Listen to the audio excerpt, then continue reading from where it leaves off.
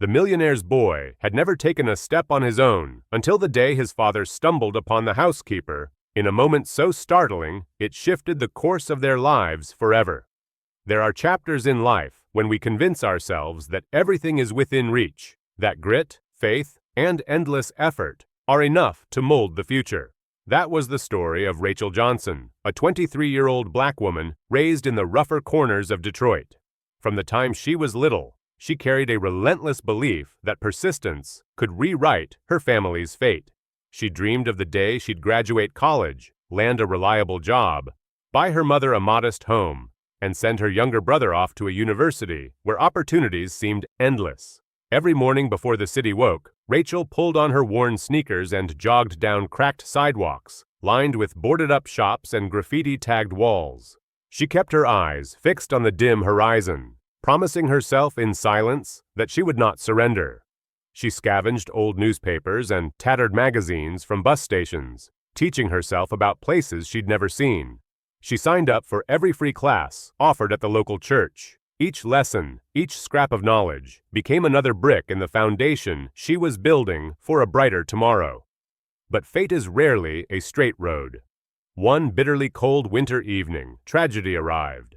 Rachel's father, the man she admired above anyone else, collapsed from a sudden stroke and passed away before dawn. His absence hollowed their small household and shoved Rachel, her mother, and her brother into a chasm of debt. Medical bills stacked like mountains. The rent came due in red notices. Her brother's tuition threatened to vanish into a dream they couldn't afford. Rachel folded away her college textbooks, her hands trembling as if she were sealing her hopes in a coffin. She plunged headlong into survival instead. She flipped burgers in greasy fast food joints, scrubbed the floors of strangers' houses, carried trays in upscale cafes, and swept stairwells in buildings that reeked of mildew. Anything that put a paycheck in her hand. Her once delicate fingers grew thick and raw from bleach and soap.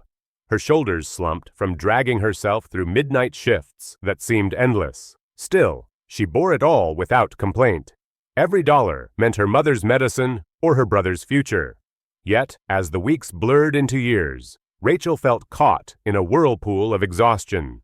Each night, she sat by the drafty window of their cramped apartment, staring at stars that blinked faintly above the smoke of the city.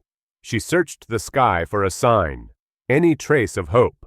The big dreams that once filled her chest now felt crushed beneath the weight of poverty, duty, and fear. Then, on a late autumn afternoon, when the air bit like knives and her spirits were nearly extinguished, hope came knocking, literally. Their elderly neighbor, Mrs. Eleanor Green, wrapped in a faded wool shawl, appeared at the Johnsons' door. "Rachel, sweetheart," she said kindly, "I know a wealthy family up on the Upper East Side who need a live-in housekeeper and nanny. They pay well, but their boy is unusual. Since his mother passed last year, he hasn't spoken a word or taken a single step. If you need steady work, I can put in a word for you." Rachel froze. She had never pictured herself working for the rich, tending to their problems while her own family struggled. Yet the overdue rent stared at her from the kitchen counter, her mother's cough rattled in the next room, and her brother's future trembled on the edge of collapse. She had no real choice. Swallowing her pride, she nodded, though dread pooled in her chest. "Thank you, Mrs. Green," she whispered, trying to muster a grateful smile. The next morning, Rachel pulled on her threadbare coat, tucked a homemade sandwich into her faded tote bag, and boarded the subway, heading north. The train rattled with weary commuters, faces blank with their own burdens. Rachel pressed her forehead against the smudged glass, watching the graffiti-scarred streets of her neighborhood dissolve into gleaming skyscrapers, spotless sidewalks, and polished cars. When she finally stepped onto the Upper East Side pavement, it felt like stepping into another universe. The broad sidewalks glowed under amber-leaved trees. Boutique windows displayed gowns that cost more than her family's yearly rent. A luxury apartment building rose before her, its doormen in crisp uniforms, standing as silent sentinels. Inside, the marble lobby gleamed so brightly it seemed to erase shadows. Rachel's palm tightened on the strap of her tote.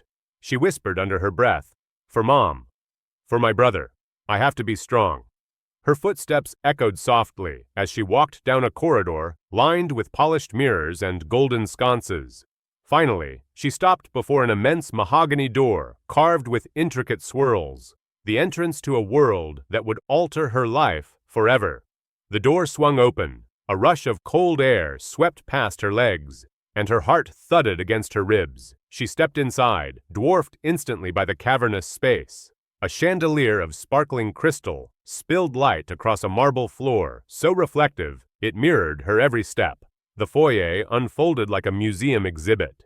Paintings aligned with military precision, sculpted orchids standing in perfect white bloom, and a velvet runner leading toward a sleek fireplace that flickered with controlled warmth. To her left, an antique grand piano gleamed, its lacquered surface flawless, a silent reminder that music lived here in hushed perfection. Rachel's eyes flicked toward a mirror near the staircase, and for a painful instant she saw herself, thin, tired, a young black woman in a fraying coat with hair pulled into a hurried knot. She looked like a smudge of charcoal against a masterpiece of wealth. Fear gnawed at her stomach. If I break even one vase in this place, I'll owe more than 3 months' rent, she thought. Before panic could take over, a voice carried from down the hall, steady, warm, and commanding. "You must be Rachel, yes?" Rachel turned to see Mrs. Margaret Blake, a silver-haired woman in her late 50s, gliding toward her with poise. She wore a tailored navy suit, a leather-bound book tucked under one arm. Her eyes, a piercing steel blue, radiated authority, but her smile softened their edge. "Come in, dear," Mrs. Blake said, her voice soothing like a hand on the shoulder. "I've been expecting you. Don't worry. Once you settle in, you'll find your place." That gentle tone, combined with the firm kindness in her gaze, steadied Rachel's trembling knees. For the first time in weeks, maybe months, she felt a faint flicker of safety. What Rachel could not yet know was that this threshold marked not just the beginning of a job, but the start of a journey that would change her life, and the life of a boy who had forgotten how to live, forever. Rachel Johnson had walked through many doors in her 23 years, but never one that made her feel as though she was stepping into another planet. The door before her was no ordinary door. It was a slab of dark mahogany, carved with swirls as elegant and intimidating as the gates of a cathedral. When it swung open, the first sensation was not the sight of the glittering penthouse, but the air itself. It rushed past her in a cold, perfumed gust, carrying the faintest trace of lavender polish and marble stone. The smell of money, she thought, and her knees trembled. She clutched the strap of her canvas tote bag so tightly her knuckles blanched. That bag, faded from years of use, was all she could afford. A patch sewn on one side where the fabric had frayed. It carried a peanut butter sandwich wrapped in wax paper, a second-hand paperback with pages curling at the edges, and a notebook where she tracked every dollar she earned. Nothing about it belonged in this place. Rachel took her first tentative step over the marble threshold, and the sound of her footfall startled her. The click of her worn shoe echoed like a rifle crack through the cavernous foyer. She froze, almost certain someone would appear to scold her for disturbing the silence, but only her own quickened breath answered back. The foyer stretched upward like a cathedral nave, its ceiling lost in the glow of a crystal chandelier that sparkled with 100 lights. Each crystal shard caught the afternoon sun streaming in from the towering windows and fractured it into cold prisms across the floor. Rachel's reflection shimmered on the marble tiles, her thin frame wrapped in a threadbare winter coat, her dark curls tied hastily at the nape of her neck, her face pale with nerves. She looked like a misplaced sketch in a painting that had been perfected over years. For a moment, Rachel wished she could vanish back into the subway, back to the rattle of trains, the scent of oil and steel, the noise of vendors hawking pretzels for $3 a bag. That world had been harsh, yes, but familiar. This, however, was another realm altogether. As her eyes adjusted, she took in the details that made the foyer feel more like a museum than a home. 2 oil paintings, heavy with gilt frames, hung in perfect symmetry on opposite walls, both depictions of hunting dogs frozen mid-chase. At the far end of the hall sat a grand piano so polished it reflected the chandelier like a mirror. Not a speck of dust touched its lacquered surface. Sculpted orchids stood in porcelain vases on marble pedestals, each blossom so flawless it seemed artificial. Rachel kept moving, her footsteps measured and quiet, as if the very air demanded reverence. She dared not brush against the walls, or let her bag sway too widely. Every object looked as though it cost more than her family's annual rent. One misstep could mean ruin. "This penthouse," a voice said gently from behind her, "was designed by my son Matthew. He's obsessed with perfection. You'll see soon enough." Rachel turned. Standing just inside the doorway was Mrs. Margaret Blake, the woman who had hired her. Silver-haired, elegantly dressed in a navy blouse and pearls, she exuded the calm authority of someone who had long since grown used to this world of wealth. Yet there was kindness in her smile, a softness that steadied Rachel's trembling heart. Rachel nodded but kept silent. The words "obsessed with perfection" lodged in her mind like a thorn. She tucked them away, knowing instinctively they would matter later. Mrs. Blake guided her down the corridor, their footsteps muffled on the velvet runner that stretched the length of the hall. The silence in that home was not merely the absence of sound. It was the weight of unspoken rules. Rachel felt it pressing against her shoulders. When they entered the living room, Rachel nearly gasped aloud. The space was vast, with ceilings so high they seemed to scrape the clouds. Yet despite its size, the room felt frigid, not from temperature, but from the absence of life. The walls, painted in sleek slate gray, seemed to absorb warmth rather than reflect it. Every piece of furniture sat at perfect right angles. The sofa, upholstered in charcoal velvet, bore no wrinkles or dents, as if no one had ever sat upon it. A glass coffee table gleamed without a single fingerprint. The chandelier above cast its golden glow across the room like honey. But somehow the sweetness stopped short of touching the heart. What Rachel noticed most was what wasn't there. No family photographs, no child's toys, no clutter of jackets by the door or mail stacked carelessly on a counter. Nothing to suggest that life had ever spilled freely through this space. It was, Rachel thought, a velvet tomb, a chamber of perfection so complete it had suffocated the very warmth a home should hold. Her chest tightened, and she had to force herself to take a slow, steady breath. Mrs. Blake noticed her unease. "Don't mind my son if he seems distant," she murmured. Her tone was low, confidential, as if sharing a secret. "He has suffered, a great deal. But I believe one day he'll remember what truly matters beyond perfection." Rachel nodded again, though her relief was mixed with a sharper apprehension. The real master of this house was not the kind woman at her side, but the son she spoke of, a man defined by loss and encased in ice. Rachel sensed that even a single word from him could reduce another person to insignificance. Her heart thudded as her gaze shifted toward the staircase at the far end of the living room. There, standing in the half-shadows, was a tall figure. Rachel had not heard him approach, but his presence was undeniable. He was Matthew Blake, 35 years old, dressed in a charcoal gray suit, so perfectly cut it seemed molded to his body. His ash-brown hair was slicked back, not a strand out of place. His jawline was sharp as stone, his lips pressed into a firm line. The room itself seemed to pause around him. Even the air grew still. Matthew said nothing at first, only watched. His eyes, steel gray, piercing, swept over Rachel with a mixture of suspicion and expectation, as though he were measuring her worth against some invisible ledger. His gaze left her skin prickling, as if he had marked her as both intruder and subordinate. Behind those cold eyes, however, Rachel caught a flicker of something else. Exhaustion, pain, a wound no one had soothed. At last, his voice cut the silence. Low, steady, almost toneless. "If my mother chose you, it must be all right." He inclined his head slightly, no more than an inch, as though granting permission for her existence. Then his words shifted, sharper. "Just make sure you don't complicate things." The statement hung in the air, both a greeting and a warning. Rachel's throat tightened, but she refused to shrink. She squared her shoulders, met his eyes for one steady heartbeat, and answered with quiet resolve. "Hello, Mr. Blake. My name is Rachel. I'll do my best." Matthew offered no reply. He turned to his mother, asking briskly about schedules and house rules, then strode toward his study.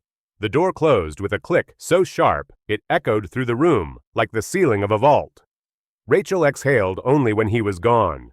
The air itself seemed heavier now. She understood. To Matthew, she was not a person, not even a caretaker. She was simply another cog in the machinery of his perfect world. A housekeeper to maintain the tomb, an outsider who could be dismissed at the first misstep. For a moment, anger and hurt flared in Rachel's chest. But then, she remembered her father's voice, a memory she carried like a shield. No matter how others see you, walk with confidence.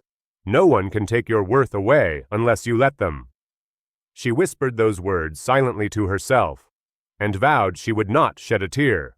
Not here, not in this icy mansion. Yet even in that first encounter, something stirred. Rachel, a young woman from Detroit with nothing but grit and faith to her name, had stepped into Matthew Blake's rigid, silent world.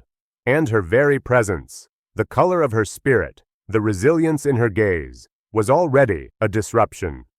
Though neither of them knew it then, the clash between her quiet determination and his merciless defenses would ignite a battle that changed not only the life of a wounded child upstairs, but the very fabric of this velvet tomb. Matthew Blake did not simply enter a room, he commanded it. Rachel realized this within hours of her first day in the Blake penthouse. She had seen powerful men before, lawyers striding into court, businessmen arguing over contracts in the cafes where she once carried trays, but none like him. Matthew did not need to raise his voice. His very presence was an invisible cord that tightened around those near him, pulling their movements into alignment with his expectations. The first morning, Rachel woke in the maid's quarters at the end of the long hall. The little room was barely wider than her twin bed, a dresser shoved against one wall, a lamp with a bulb that flickered when she switched it on.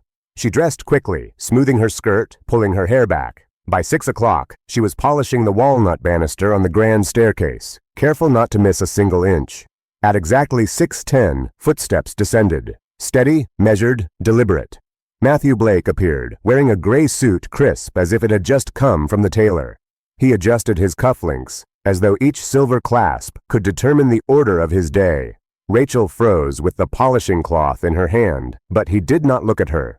Instead, he stopped near the thermostat on the wall, adjusted it to 68 degrees Fahrenheit, and then crossed to the window, tugging the blinds until each slat was angled precisely the same. Only then did his eyes land on her. They were as unyielding as the granite countertops in the kitchen. "That banister should be wiped down twice a day," he said evenly. His tone was not unkind, but it carried no warmth either. More like the reading of a statute than a conversation. Rachel nodded quickly. "Yes, sir." He moved on, checking the foyer table, running one finger across its polished surface.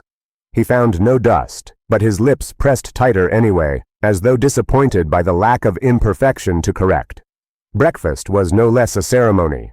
Rachel had laid out the table with eggs, toast, and fruit. Mrs. Margaret had assured her that Matthew preferred simple meals. Yet when he entered the dining room, his eyes went directly to the toast, sliced slightly uneven. "Half an inch thicker on the left than the right," he remarked. "Unacceptable." Rachel flushed. It was bread, not architecture, yet she bit back her protest. He sat in silence, unfolding his newspaper. Not once did he thank her. Not once did he ask how she was adjusting. He ate mechanically, folding each page of the Wall Street Journal into perfect quarters, never spilling a crumb. Rachel tried to focus on her chores, but she could not shake the sense that she was being watched. She soon discovered she was right. Tiny cameras were mounted in the corners of several rooms, their lenses dark, unblinking eyes. When she asked Mrs. Margaret about them, the older woman sighed. "Matthew insists. He claims it's for security, but in truth, he doesn't trust anyone, not even the staff." Rachel felt her stomach knot. She had grown up in neighborhoods where privacy was scarce, but this was different. Here, even in silence, she was under scrutiny. Later that afternoon, she carried linens into the laundry room. There she found a laminated checklist pinned to the wall. Every towel to be folded in thirds, every sheet to be tucked at a 45-degree angle, pillowcases ironed flat without a single crease. Beside the list hung a metronome, of all things, ticking steadily on a shelf. When she asked another maid what it was for, the woman shrugged nervously. "Mr. Blake says folding to rhythm keeps us efficient." Rachel nearly laughed, but the sound caught in her throat. It was not funny. It was suffocating. Over the next days, she watched him more closely. His life was ruled by precision. His shoes were lined in a row, toes facing north. His pens, black and gold, sat in a straight line on his desk, each exactly 1 inch apart. The blinds in every room were tilted at the same angle. Even the air seemed calibrated. Never warmer than 70 degrees, never cooler than 68. And yet, behind this obsession, Rachel sensed something else. A shadow clung to him, darker than his tailored suits. Once, passing by his study, she heard his voice crack slightly as he spoke on the phone. "No," he snapped. "Do not bring up Anna again." The silence that followed was heavy, broken only by the faint catch in his throat before he hung up. Anna, his late wife. The name carried sorrow sharp enough to slice through even his armor of control. One evening, as Rachel dusted the shelves in the library, her hand brushed against a small wooden block shoved behind the books. She pulled it out. A child's toy, brightly painted, the letter S carved into one side. Clearly Samuel's. For an instant, she imagined the boy, once laughing, once running through this very room. But the toy had been hidden, out of sight, like a memory too painful to confront. The sound of Matthew's footsteps behind her made her jolt. She turned quickly, hiding the block behind her back. His eyes narrowed. "Did you find something?" Rachel swallowed hard. "Just dust, sir." For a long moment, he studied her, and she felt as though he could see through her very skin. Then he turned, without a word, leaving the room. The block weighed heavy in her palm, even after he had gone. She tucked it carefully back where she had found it. That night, in her small room, Rachel lay awake, staring at the ceiling. She understood, now. Matthew Blake was not merely cold. He was a man carved hollow by grief, filling the void with rules and routines, so rigid they crushed everyone around him. He lived in fear of chaos, fear of loss, fear of anything that might remind him of the life he had once had and lost. But fear, Rachel knew, was no foundation for a home. It was a prison. And Matthew had not only locked himself inside, it seemed he had locked his son Samuel in there with him. As the days passed, Rachel began to notice the toll his obsession took on the boy. Samuel rarely emerged from his room, and when he did, Matthew's eyes followed him constantly. If the boy left a toy on the floor, Matthew picked it up instantly, returning it to the shelf. If Samuel spilled even a drop of milk, Matthew's jaw clenched. The boy shrank under his father's gaze, retreating deeper into silence. Rachel's heart ached. She saw herself in Samuel, in his wide, fearful eyes, in the way he curled into himself. She remembered her own childhood, the nights when fear crept in through the cracks of their Detroit apartment, when her mother's cough rattled through the dark, and her father's absence left her trembling. She had learned then that silence could be both shield and shackle, and now Samuel bore the same weight. One evening, Rachel lingered in the hallway outside Samuel's door. She heard nothing, only the faint rustle of pages. She leaned closer and whispered, "It's all right, sweetheart. You're not alone." The door opened suddenly, and there was Matthew, his eyes like steel. "Do not," he said softly, dangerously, "interfere." Rachel met his gaze, her heart hammering. For the first time, she did not look away. "He's a child," she said. Her voice was quiet, but it carried a strength she hadn't known she possessed. Matthew's lips tightened, and for a moment she thought he would lash out. But instead he stepped back, retreating into the shadows of his study. The door closed with its familiar click, sharp as a lock turning. Rachel pressed her palm against the cool wall. She knew then that she had crossed an invisible line. The battle between her quiet resolve and Matthew's iron control had begun. And in the center of it all stood Samuel, a boy too small to fight, a boy whose salvation depended on whether she dared to keep standing against the master of this house. The first time Rachel entered Samuel's room, she felt the weight of silence press against her chest. It wasn't just quiet. It was an oppressive stillness that hung in the air like thick smoke, thick enough to make every breath feel shallow. The room itself looked more like an exhibit than a child's sanctuary. Bright pastel walls, a collection of toys neatly arranged on shelves, and a small bookcase filled with picture books, their covers unscathed, as if they had never been touched. Rachel stepped inside, her footsteps soft against the pale gray shag rug. She caught sight of a stuffed animal, a well-worn bunny, its ears tattered and threadbare, a lonely reminder of a child's need for comfort. But the toy was just that, a silent witness to a child who had no voice to ask for it. In the far corner of the room, by the window, sat Samuel, his small body curled into a ball.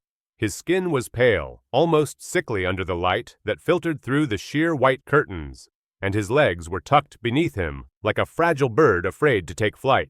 His blonde hair, usually unruly and wild with childhood play, lay limp against his forehead, as though weighed down by an invisible burden.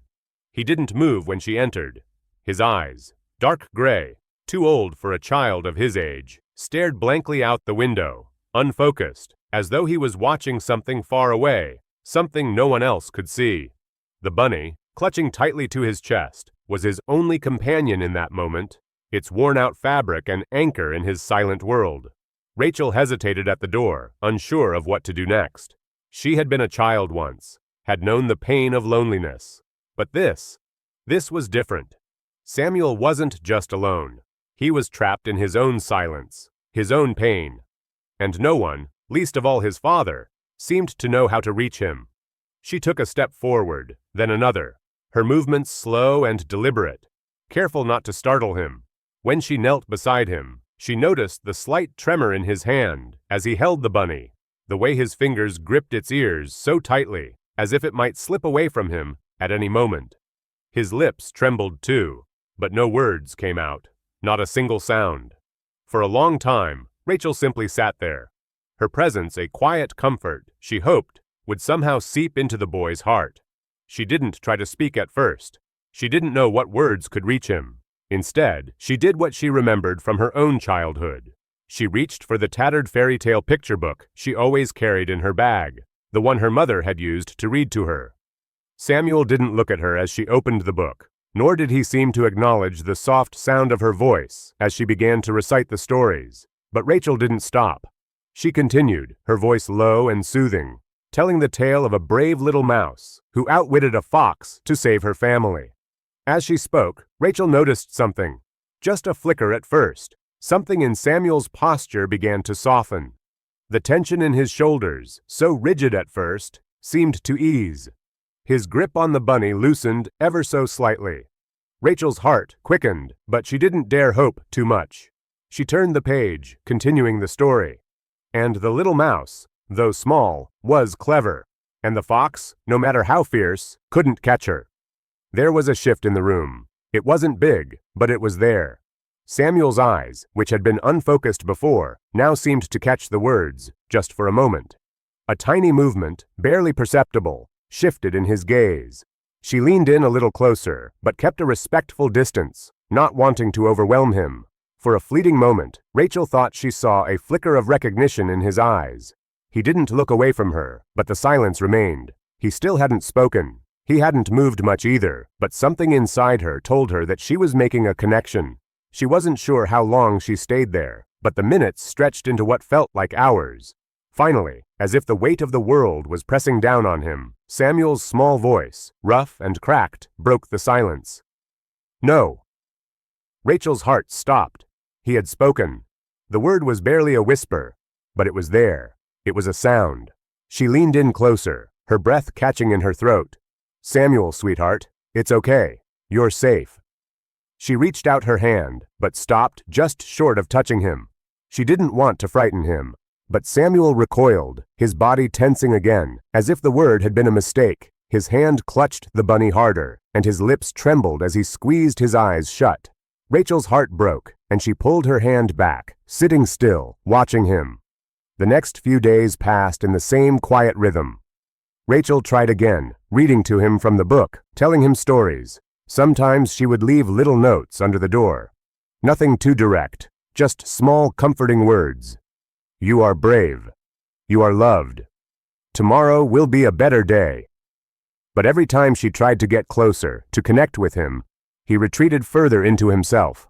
His eyes would grow distant, his body curled into itself. The room remained as cold and silent as ever. Rachel began to understand something she hadn't before. Samuel wasn't just afraid of the world around him, he was terrified of the people in it. He had been broken, perhaps not physically, but emotionally, and the silence that had taken over his life was a shield, one that kept everything and everyone at arm's length. She asked Mrs. Margaret about it one afternoon while she was preparing tea. The older woman sighed deeply, her hands trembling slightly as she poured the boiling water into the teapot. He hasn't spoken since Anna passed. Not a word, not a sound. Doctors, therapists, they've all tried, but nothing works. I think he's built a wall around himself, a wall that no one can break. Rachel felt a chill settle in her chest. She understood that. She had seen it before. Children who, in the face of pain too great to understand, simply shut down. But Samuel wasn't like other children.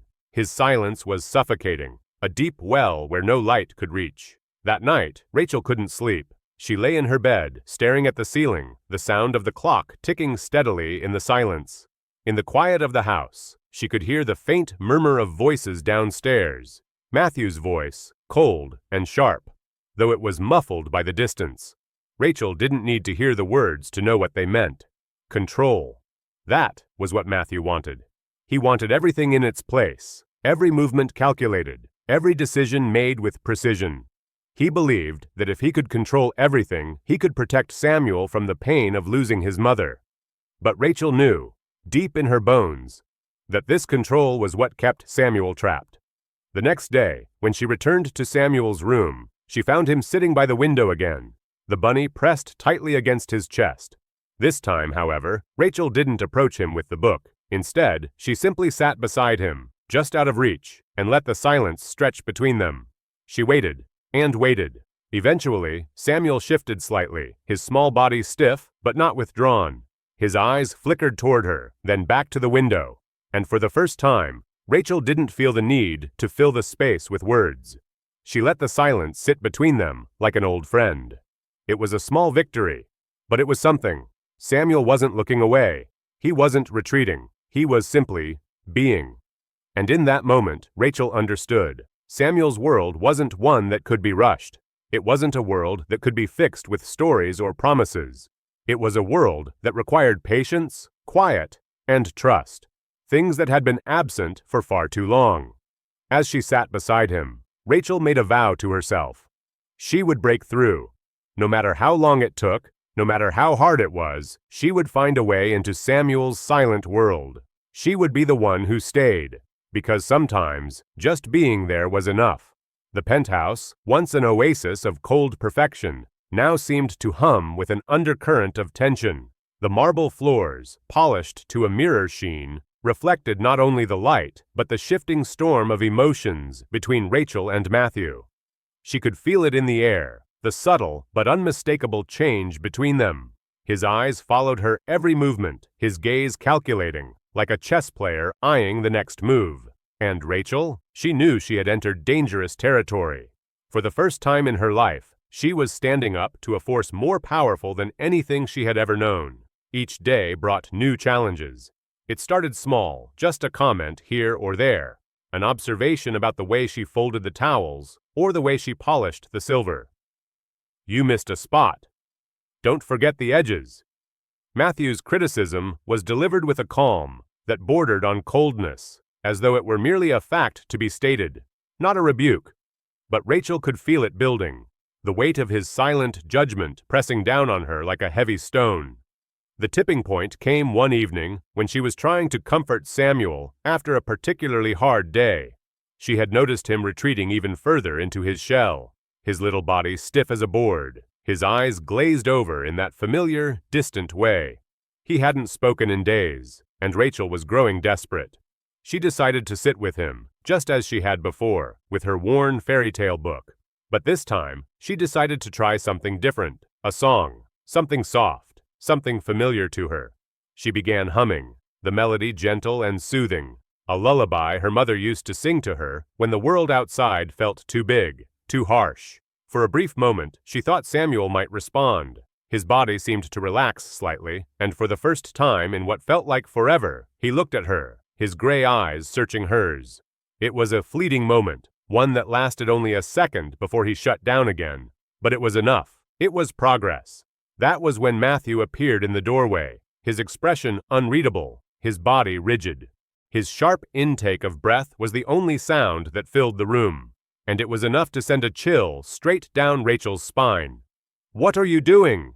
Matthew's voice was low, too controlled, but there was an edge to it that sent a wave of tension crashing through the room. Rachel straightened up, instinctively moving away from Samuel, as though her presence had been a trespass. "I was just singing to him, trying to—" "Stop!" Matthew's command cut through the air like a knife. His eyes were cold, narrow slits of authority. "He doesn't need your emotions, Rachel. He needs to follow the treatment plan. We don't have time for your feelings." Rachel blinked, stunned by the harshness of his words.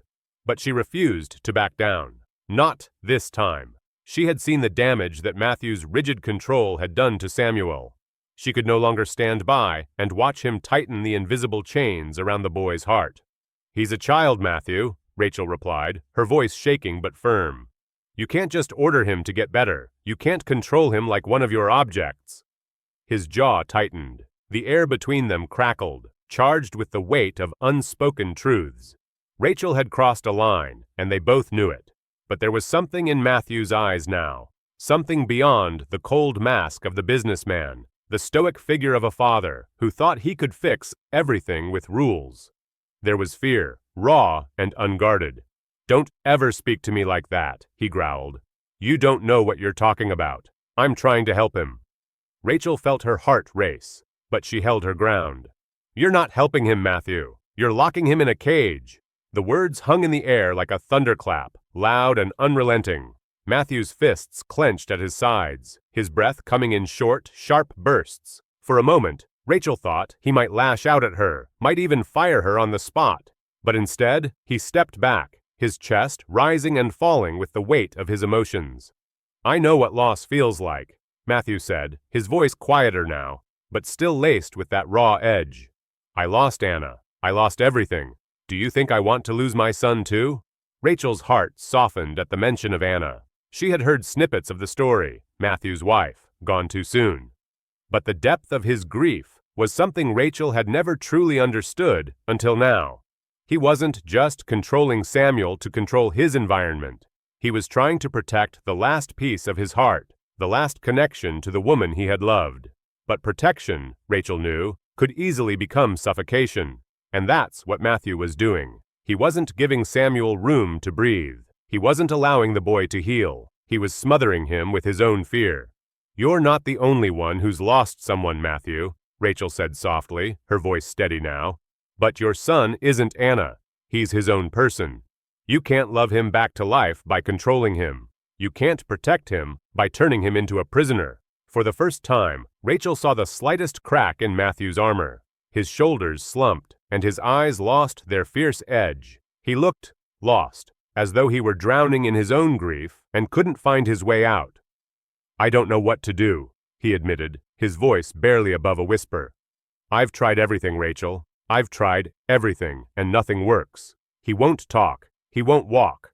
And I don't know how to fix it." Rachel stepped closer to him, her heart heavy with understanding. "You don't have to fix him, Matthew. You just have to be there. Just be present for him, even if he doesn't show you anything back. You can't heal him by forcing him into your image of control. You need to let him heal at his own pace, in his own time." There was a long pause. Matthew didn't speak, and Rachel didn't press. For the first time in weeks, the silence between them wasn't uncomfortable. It was heavy with the weight of two people standing on the edge of something neither one could quite define. Finally, Matthew exhaled a long, shuddering breath. "I don't know if I can do that," he said, almost to himself. "I don't know how to stop trying to fix everything." Rachel placed a hand gently on his arm. "You're not alone in this. I'm here too. You don't have to carry this burden by yourself." For a moment, it seemed as though Matthew might pull away, but instead, he looked at her, really looked at her, for the first time since they had met. His eyes were tired, yes, but there was a flicker of something else, something deeper, something human. "I don't know what will happen with Samuel," he said, his voice thick with emotion. "But maybe you're right. Maybe I've been holding on too tight." Rachel gave him a small, soft smile. "It's not about holding on tight. It's about learning how to let go. Matthew nodded, and for the first time, she saw the walls around him begin to crumble, just a little. The man who had lived in the shadows of his own grief, the man who had tried to control everything, was starting to understand something he hadn't before. He wasn't alone in his pain. He didn't have to be the only one to carry it. The clash of wills between them hadn't been resolved. But in that moment, Rachel realized that this wasn't just a fight over control. It was a battle for something deeper, something that, if they both let it, might just heal the wounds that had plagued both of them for so long. The weeks that followed that confrontation marked a slow, uneasy truce between Rachel and Matthew. Their interactions, once laden with the weight of unspoken tension, began to change, if only just. Matthew remained a man of calculated silence, his every movement still wrapped in the suffocating tightness of control. But Rachel noticed the small shifts. The glances that once bristled with suspicion were now longer, softer, as though he was seeing her for the first time. He still didn't fully trust her. Perhaps he never would. But he no longer regarded her as an intruder. She was beginning to understand Matthew in ways she had never imagined. Beneath the cold facade of the businessman, the rigid father who seemed to think he could fix everything with rules and routines, she could see the cracks in his armor. They were subtle, fleeting moments, barely noticeable to anyone else, but to her, they were a sign that he was beginning to let someone in. That wasn't to say things were easy. There were days when the old, unspoken rules came rushing back, as if the house itself demanded perfection. Matthew would check the temperature in the rooms, adjust the angle of the blinds, make sure the furniture was exactly in place. But each time he did, Rachel would notice a hesitation in his step, a brief glance toward Samuel's room, as though he was wondering if he was doing the right thing. One afternoon, Rachel found herself in the kitchen, preparing lunch for Samuel. She had learned to be cautious in these moments, knowing that any deviation from the routine could be met with a sharp rebuke. As she chopped carrots for the boys' lunch, her mind drifted back to the day she had confronted Matthew, when she had seen the faintest glimpse of the man behind the walls. The father, broken by grief, who had been holding on to his son, with a kind of desperation that was slowly destroying them both. The sound of footsteps interrupted her thoughts, and she didn't need to look up to know who it was. Matthew. She could feel his presence the moment he stepped into the room. The air shifted, thickened, as if the very walls leaned in to listen. He said nothing at first, only stood at the entrance, his posture rigid, his eyes fixed on the counter. But Rachel could feel the weight of his gaze on her. She didn't look up, pretending to focus on the task at hand. Yet her heart thudded in her chest, the tension between them building once again. Then, just when she thought he would speak, he said something that caught her off guard. "Rachel," he began, his voice quieter than usual, almost hesitant. I don't know if I'm doing this right." She froze, the knife slipping from her hand and clattering against the cutting board. She turned slowly to face him, unsure if she had heard him correctly. His eyes were not as cold as before. Instead, they were shadowed with something deeper, something closer to vulnerability. "I don't know how to fix him," he continued, his words spilling out with the weight of frustration. "I thought if I just kept everything in order, if I followed the plan, I could protect him. But I can see it now. It's not working. Nothing's changing." Rachel's breath caught in her throat. For the first time, Matthew Blake, the man who had seemed so unshakable, so impenetrable, was admitting that he didn't have all the answers. He was vulnerable, human, like the rest of them. She set the knife down, stepping closer to him. "Matthew," she said softly, her voice steady but warm. "You don't have to fix everything. You just need to be there for him." "I am there for him," Matthew snapped, but it lacked its usual force. His shoulders slumped slightly, as if the weight of his own words had deflated him. "I try, but it's like he's so far gone, like I'm losing him every single day. I can't reach him." Rachel's heart broke at the rawness in his voice. She had seen it in his eyes before, the fear, the helplessness. But now it was undeniable. He was a man consumed by his need to control, but underneath it all was a father who was terrified of failing his son. "You're not losing him, Matthew," she said quietly, her voice soft but sure. "He's still there. He just needs time." And love, not rules. Matthew didn't respond right away. He just stood there, his gaze fixed on the floor, his hands clenched into fists at his sides. The silence stretched between them, thick with all the unspoken things neither of them dared to say. And then, something unexpected happened. Matthew let out a long sigh, the sound heavy with years of unspoken grief. His shoulders sagged further, as though he were surrendering to something. Slowly, he looked up at Rachel, and for the first time since they had met, she saw something that wasn't fear or anger or control in his eyes. There was a flicker of something else. Vulnerability. "I don't know how to do this," he admitted, his voice low and hoarse. "I don't know how to be the father he needs. I've spent so long trying to protect him, trying to fix him, that I've lost sight of who he really is." Rachel's heart ached for him, for the man who had been so consumed by grief that he couldn't see what was right in front of him. "It's okay," she said softly, her voice steady and kind. "You're not alone in this. We'll figure it out together." For a long moment, neither of them spoke. The air between them was thick with the weight of their shared understanding, the realization that they were both caught in something far larger than themselves. The battle for Samuel's future wasn't just about control. It was about breaking down the walls that had kept him trapped, both inside his own mind and in the cold world Matthew had created around him. Matthew finally nodded, his lips pressed together in something that could almost be a smile. It wasn't much, but it was a start. "Together," he repeated softly, as if the word itself were foreign to him, but somehow comforting. The days that followed were not easy, but something had shifted between them. Matthew was still the man who demanded perfection, who checked every detail and scrutinized every movement. But Rachel began to see the cracks in his armor more clearly.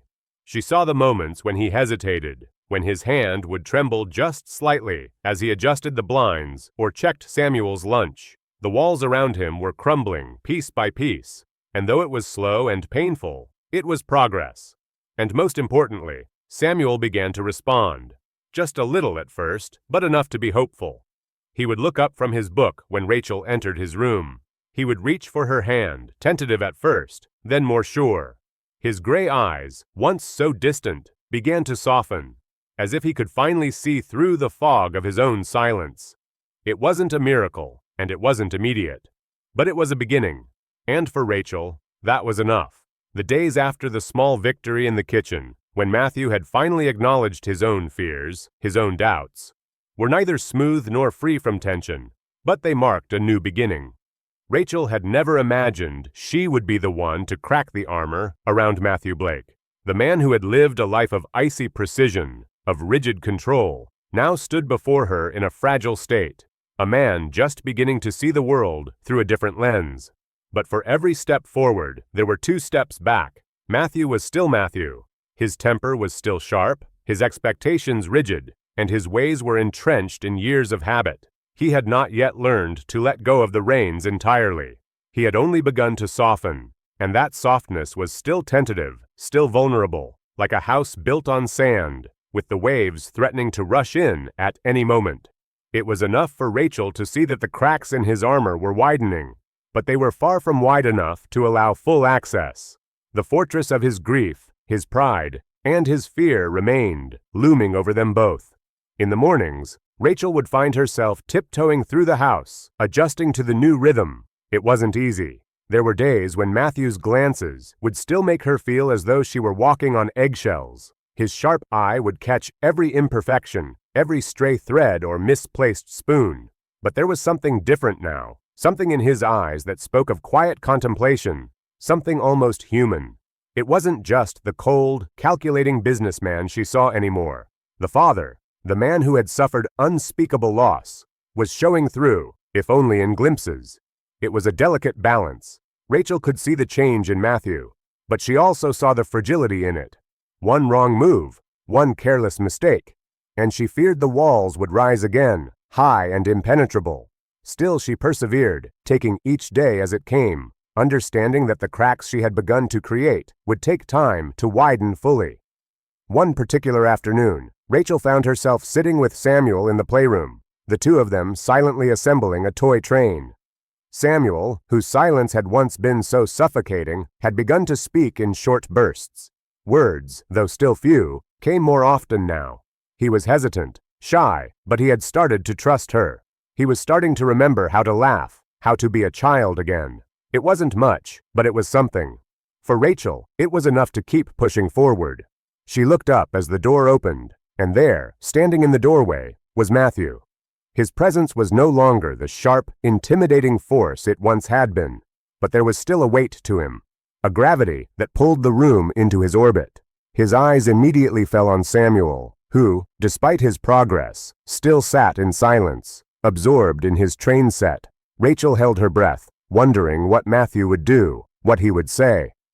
"Is he—" Matthew's voice trailed off, and Rachel could see the uncertainty in his eyes, the same uncertainty he had shown when he admitted his failure to protect his son. "Is he any better?" he asked, his voice barely above a whisper. Rachel glanced at Samuel, who was carefully connecting the pieces of the train track, his brow furrowed in concentration. "He's doing better," she said, her voice warm but cautious. "It's slow, but he's starting to come around. It's going to take time, Matthew." He nodded, though Rachel could see the frustration flickering in his eyes. His hands were clenched at his sides, his jaw tight, as though he were holding something back. "I'm tired of waiting," Matthew said suddenly, the words slipping out before he could stop them. His voice rose slightly, betraying the rawness of the emotions he had kept hidden for so long. "I don't have time for time. I need him to be better. Now. I need him to be whole again. We're running out of time." The words stung, though Rachel tried to keep her composure. She knew Matthew's desperation was born of fear, the kind of fear that could paralyze a man, a father, until he no longer knew which way was up. But it still hurt to hear him speak of his son, as though he were a project to be completed, a puzzle to be fixed. Samuel was not a machine. He was a child, and children did not heal by adhering to rigid schedules or deadlines. "Matthew," Rachel said, her voice soft but firm, "he's already healing. Just not in the way you want. You can't rush this. You can't fix him by force." Matthew's eyes flashed, and for a brief moment, Rachel saw the old Matthew, the one who demanded perfection in every corner of his life, who expected results, not progress. But then, almost imperceptibly, he seemed to deflate, the harshness of his gaze softening just a bit. "I'm scared," he whispered, almost to himself, as if admitting it aloud were a betrayal of his pride. "I'm scared of losing him. I don't know what I'll do if I do." Rachel's heart ached. She had heard those words before, had lived them herself. The fear of losing someone so precious, so fragile. Her own family had lived in constant fear, fear of their lives being ripped apart in an instant. But she had learned that holding on too tightly only suffocates. "You won't lose him, Matthew," she said gently, stepping closer to him. "But you have to trust that he can heal. Trust that we're on the right path, even if it doesn't look the way you want it to. He needs love, not control." Matthew's eyes were closed now, and for a moment, he seemed to retreat into himself. Rachel waited, holding her breath, wondering if her words had reached him. She had seen him open up a little, just a crack, but it was still fragile. If she pushed too hard, he could snap back into the man who believed that perfection was the only path forward. Finally, Matthew opened his eyes, and Rachel was startled by what she saw. Vulnerability, raw and unguarded. "I don't know how to stop," he admitted quietly. "I don't know how to let go of this fear." Rachel reached out and placed a hand on his arm, feeling the warmth of his skin, the tension in his muscles. "You don't have to do it alone. I'm here. We're in this together. You don't have to fix everything, but you have to trust that sometimes letting go is what will save him." There was a long silence between them, one that spoke volumes. Matthew nodded slowly, as though accepting something he hadn't been ready to face before. The walls that had separated them for so long, both physical and emotional, began to erode, just a little. "I'm trying," he said, his voice hoarse but sincere. "I really am." Rachel gave him a soft smile, one that she hoped carried the weight of her understanding. "I know." In that moment, Rachel knew that the road ahead would still be difficult.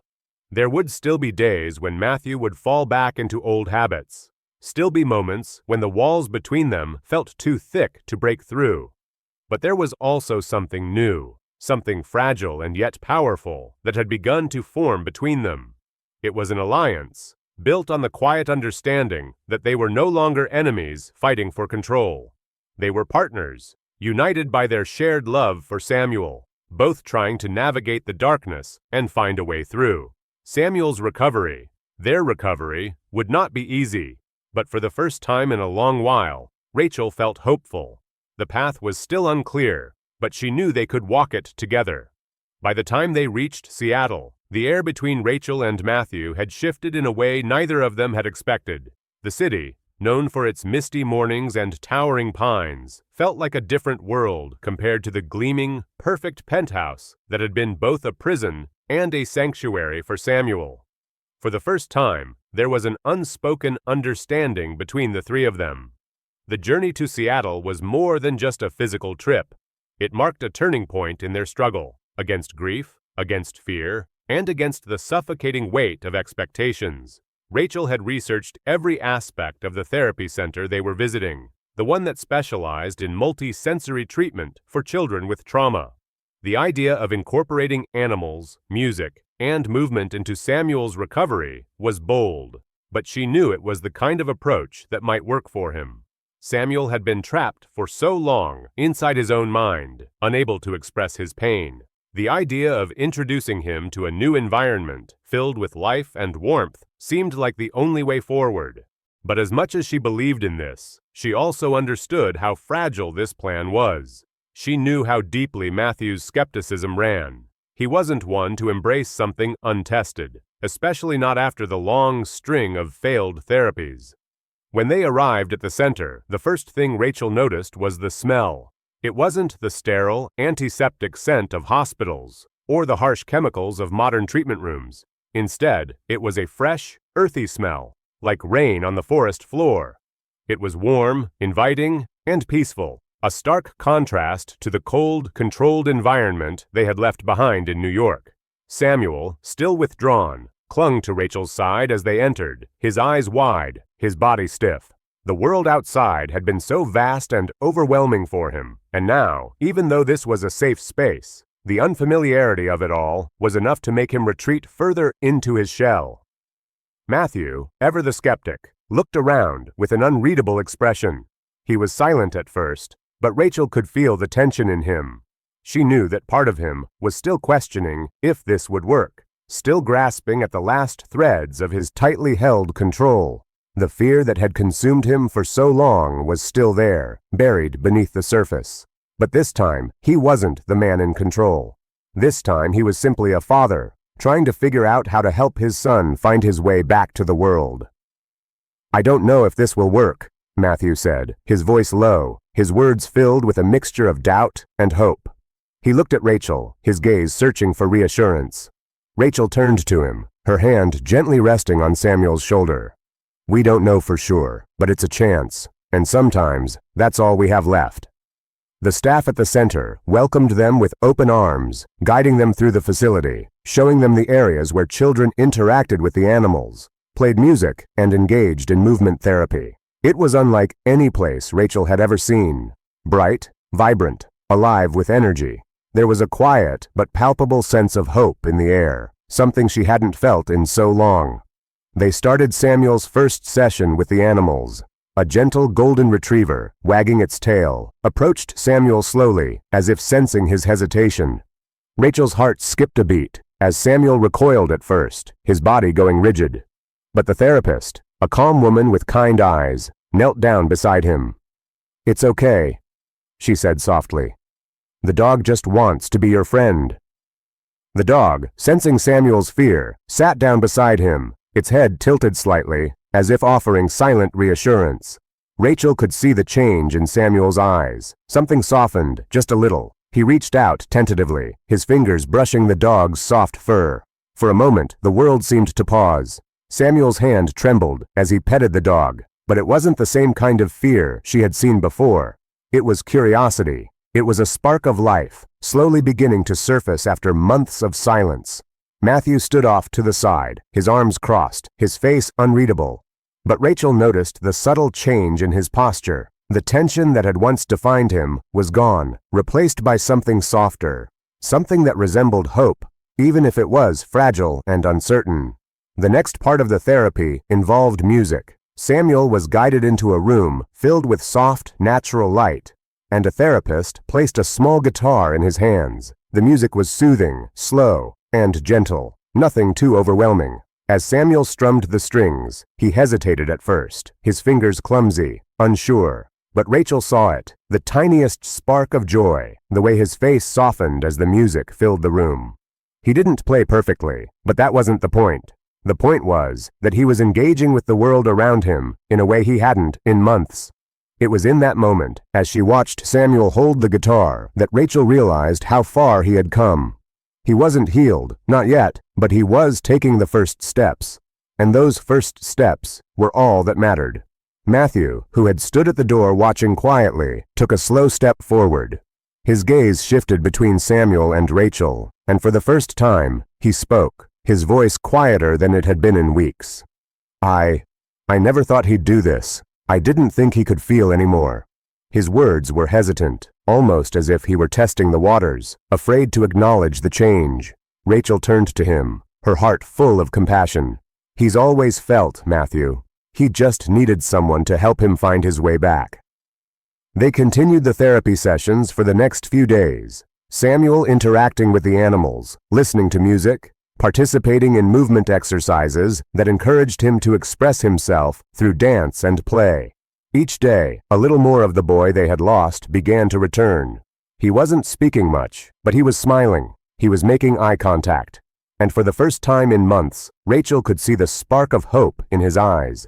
One afternoon, after a particularly successful session, Samuel surprised them both. As he sat on the floor, playing with a set of colorful blocks, he looked up at Matthew and said, "Daddy." The word, soft and unsteady, was barely more than a breath. But it was there. It was a breakthrough. Matthew froze, his eyes wide with disbelief. For a moment, he didn't know how to react. Then, slowly, as if the weight of the moment had finally caught up with him, he knelt down beside Samuel. Did you just say?" Samuel looked at him, his gray eyes meeting his father's, and for the first time in what felt like forever, he smiled. The smile was small, but it was real. And in that smile, Rachel saw the future. She saw a future where Samuel could speak, could live without the suffocating walls that had once trapped him. Matthew's hand trembled as he reached out, brushing his son's hair back from his forehead. He didn't say anything at first. He didn't need to. The moment spoke louder than any words could. Samuel had spoken, and for Matthew, that was all he needed to hear. It wasn't the end of the journey. Rachel knew that.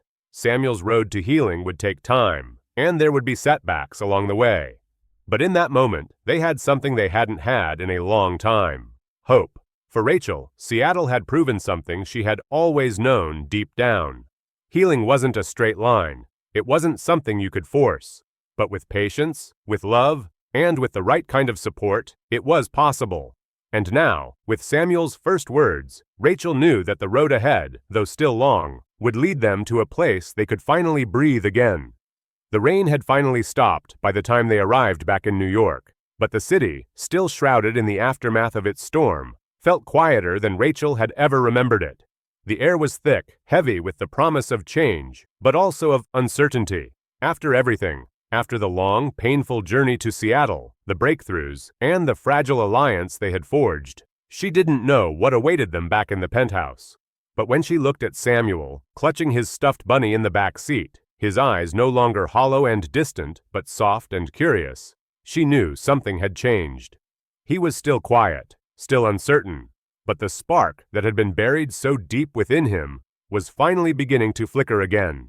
It wasn't just in his smile, or in the way he looked at Matthew, but in the quiet confidence he had begun to develop. And that, Rachel knew, was the first real sign of his recovery. Matthew, too, had changed. Though the man was still guarded, still holding on to the remnants of control that had defined him for so long, there was something softer in his approach now. When they had first met, he had been a man of cold precision, afraid of losing everything, holding on too tightly to the things he couldn't protect. Now he was learning, slowly but surely, that the only way to truly heal was not by controlling, but by trusting. The days after their return were filled with small victories, some barely noticeable, some more profound. Samuel, for the first time in a long while, began to speak in more complete sentences. It wasn't much, sometimes just a few words here and there, but enough to remind everyone that he was there and he was listening. Rachel could see the changes in him, could feel the weight lifting from his small shoulders. His once pale and fragile frame was slowly filling out, his eyes less haunted. But it wasn't just Samuel who was changing. Matthew, too, was learning to adapt. The walls that had once stood so high around him were crumbling, piece by piece. There were still moments when his old ways crept in. The occasional sharp word, the fleeting glances that told Rachel he was still unsure of what to do. But in those moments, he no longer shut himself off completely. Instead, he leaned in, just a little. He started asking questions about Samuel's therapy, about the things Rachel was doing with him. He was learning to listen, and that was more than Rachel could have hoped for. It was one quiet afternoon, when the sunlight filtered through the tall windows of the penthouse, that the final piece seemed to fall into place.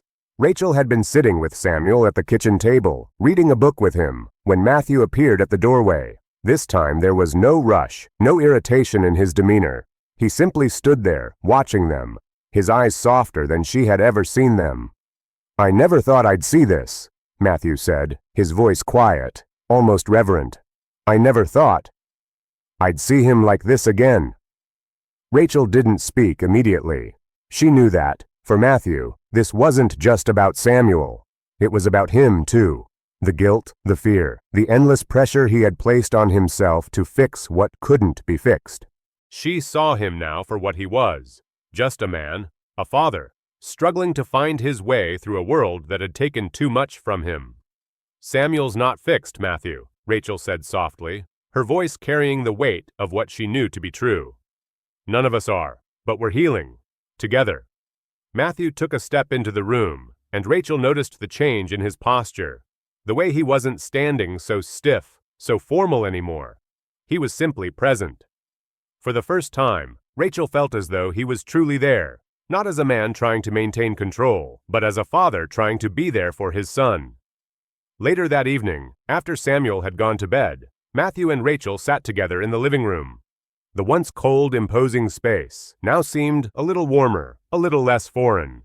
The air between them was still fragile, still uncertain, but it was also filled with a quiet kind of hope. A hope that had grown from the ashes of grief, from the small steps they had taken toward healing. "I've been thinking," Matthew said, his voice low, hesitant. Maybe it's time to make some changes. Maybe it's time I stopped trying to hold on so tightly." Rachel didn't speak right away. She could feel the weight of his words, the depth of what they meant.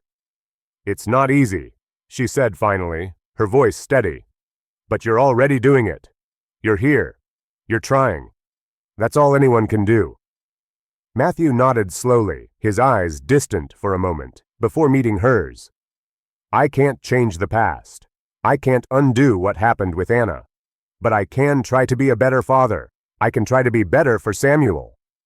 Rachel smiled, the warmth in her chest spreading out, like the sun breaking through the clouds. "You're already there," she said simply. The following weeks brought more change. Samuel's laughter, once a distant memory, began to fill the penthouse again, ringing through the halls like the first breath of spring after a long winter. He still had moments of fear, moments where the past would haunt him, but each day he seemed a little stronger. His relationship with Matthew grew, slowly but steadily. It wasn't perfect, and it never would be, but it was real.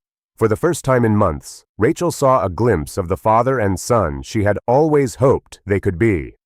As time passed, they began to make plans for the future. Samuel was enrolled in a new school, one that would support his unique needs. And though Matthew was still hesitant about the unknown, he took Rachel's advice and made the choice to trust. The walls between them began to crumble completely, leaving behind a new foundation for their family, one that was not built on fear, but on love, patience, and understanding. One afternoon, as Rachel watched Matthew and Samuel play a game of checkers, laughing over each move, she felt a quiet sense of peace settle over her. This was what healing looked like. Not grand gestures, not perfect moments, but the small, everyday steps that led to something greater. They had all come so far. And then, one chilly autumn evening, as they sat around the dinner table, Matthew, Rachel, and Samuel, their hands intertwined, their lives forever changed, Matthew turned to Rachel, his voice low but filled with sincerity. "You've done more than you know, Rachel. You've brought us back from the edge." Rachel smiled, her heart full.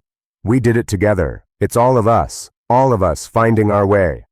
It wasn't a perfect ending. No journey to healing ever was. But in that moment, surrounded by the warmth of their home, their laughter, their love, Rachel knew that the road ahead, though still uncertain, would lead them somewhere good. Their family, once fractured and broken, was whole again, not because they had all the answers, but because they had learned to trust, to love, and to hold on to the belief that no matter how dark the past had been, there was always a light ahead, if they only had the courage to walk toward it.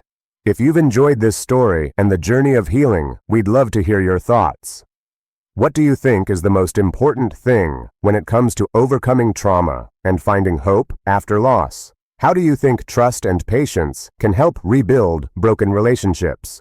Drop a comment below and share your insights. We'd love to start a meaningful conversation with you.